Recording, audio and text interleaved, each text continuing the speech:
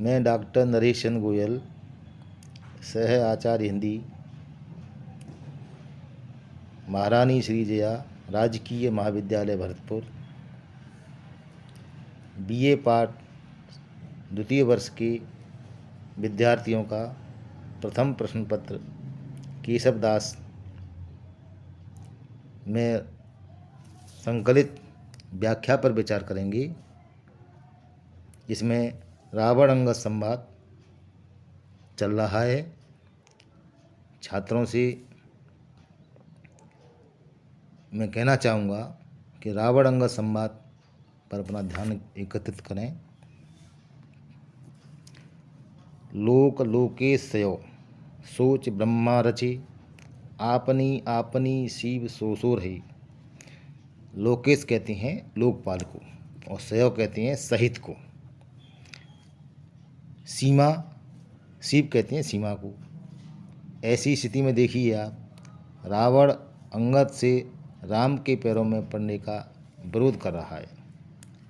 अब यह रावण कह रहा है अंगद से, जैसे पहले में अंगद ने रावण को सलाह दी थी कि अपनी पत्नी, भाई, मित्र मंडली, सभासदों से सोच विचार करके देश खजाने को लेकर के राम के पैरों में पड़ जा। ऐसी बात को सुनकर रावण इसका विरोध करते हुए कह रहा है कि रावण अंगद से कहता है कि लोक तथा लोक कहते हैं संसार को, तथा लोकपालों सहित और भी जो अन्य वस्तुएं ब्रह्मा ने बनाई हैं, लोक लोकेश रचयो सोच ब्रह्मा रची, यानी संसार में लोकपालों सहित जो भी अन्य वस्तुएं ब्रह्मा ने बनाई हैं, उनका सृजन किया है, सृष्टि की है, वे सब अपनी अपनी सीमा में रहती हैं। अपनी अपनी शिव सोसो रहे, अपनी अपनी सीमा में रहती हैं। ब्रह्मा के द्वारा रचित ये संसार में जो भी चीज़ें हैं वो है अपनी अपनी सीमा में रहती हैं। इसीलिए हे अंगद सुनो,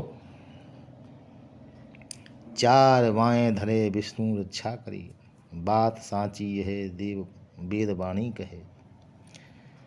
चार भुजा धारण करने वाले विष्णु चार बाहें धरे, जिसकी चार भुजा हैं, चार भुजाओं को धारण कर रखा है, जो पृथ्वी का पालन करने वाले हैं। ऐसे विष्णु इस सृष्टि की रक्षा करते हैं। जो ब्रह्मा के द्वारा बनाई सृष्टि है, इसकी रक्षा करते हैं।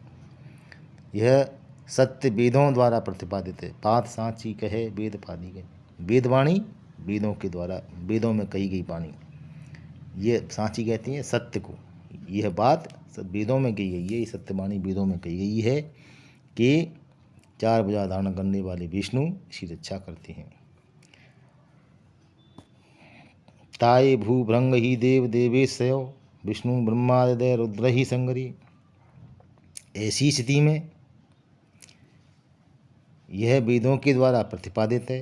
अन्य देवों इंद्र के साथ विष्णु ब्रह्मा आदि जो शिव अपने तनिक से क्रोध से नष्ट कर देते हैं, अर्थात सब देवताओं में शिव सबसे शक्तिशाली देवता है और वे ही मेरे इष्ट हैं। ताई भूभृंग देव देवेशयो।